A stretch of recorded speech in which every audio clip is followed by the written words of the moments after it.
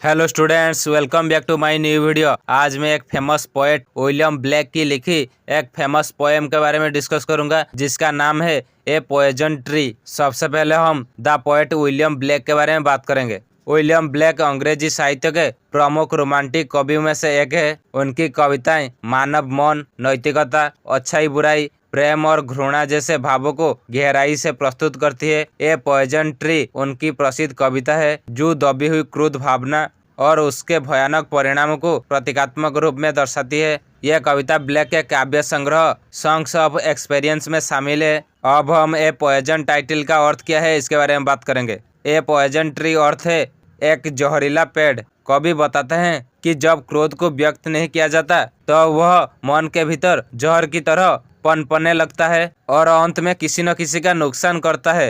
अब हम इस पोएम की सामरी के बारे में बात करेंगे। विलियम ब्लेक की कविता ए पॉइजन ट्री दबे हुए क्रोध और उसके विनाशकारी परिणामों पर आधारित है। कवि बताता है कि जब उसे अपने मित्र पर क्रोध आया तो उसने उसे व्यक्त कर दिया और क्रोध समाप्त हो गया, लेकिन जब उसे अपने शत्रु पर क्रोध आया तो उसने उसे मन में दबा लिया। यहाँ दबा हुआ क्रोध धीरे धीरे एक जहरीले पेड़ की तरह बढ़ने लगा। कवि ने उसे डर, छल और झूठी मुस्कान से सींचा। परिणाम स्वरूप उस पेड़ पर एक सुंदर लेकिन जहरीला फल उगाया। शत्रु उस फल को देखकर लालच में आ गया और चोरी से उसे खा लिया, जिससे उसकी मृत्यु हो गई। इस कविता के माध्यम से कवि यह संदेश देते हैं कि क्रोध को दबाना खतरनाक होता है और उसे समय पर व्यक्त करना आवश्यक है, अन्यथा वह विनाश का कारण बन सकता है।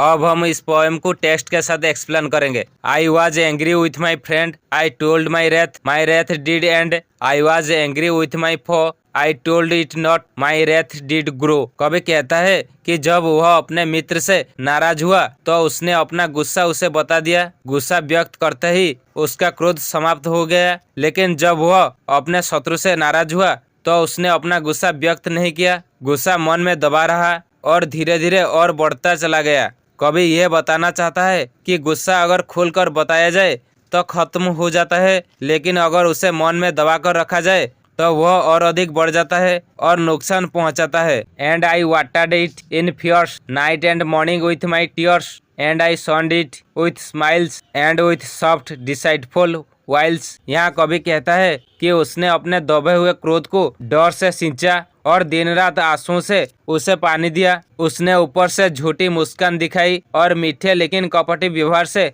उस क्रोध को और बढ़ाया। कवि बताता है कि जब हम अपने गुस्से को छिपाकर डर, छल और दिखावे से पालते हैं तो वह और अधिक शक्तिशाली और खतरनाक बन जाता है। And it grew both day and night till it bore an apple bright, and my foe beheld it shine and he knew that it was mine. कवि कहता है कि उसका दबा हुआ क्रोध दिन रात बढ़ता रहा और अंत में उस पर एक चमकदार सुंदर सेब उगाया। उसके शत्रु ने उस सेब को चमकते हुए देखा और समझ गया कि वह उसी का है। यहाँ चमकदार सेब उस छिपे हुए क्रोध का आकर्षण लेकिन खतरनाक रूप है, जिसे देखकर शत्रु लालच में आ जाता है, जबकि भीतर वह जहरीला होता है। And into my garden stole when the night had veiled the pole, in the morning glad I see my foe outstretched beneath the tree।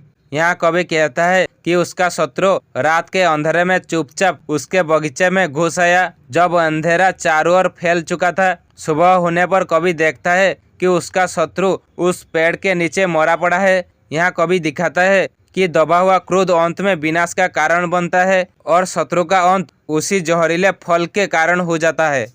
अब हम इस पोएम की निष्कर्ष क्या है इसके बारे में बात करेंगे। ए पॉइजन ट्री एक छोटी लेकिन अत्यंत प्रभावशाली कविता है। विलियम ब्लेक ने इसमें मानव मन की नकारात्मक भावनाओं को अत्यंत सरल प्रतीकों के माध्यम से प्रस्तुत किया है। यह कविता आज भी उतनी ही प्रासंगिक है, क्योंकि आधुनिक समाज में भी दबा हुआ क्रोध रिश्तों और जीवन को नष्ट कर रहा है। ब्लेक हमें सिखाते हैं कि क्रोध को प्रेम, संवाद और सच्चाई से समाप्त करना ही मानवता की सच्ची पहचान है।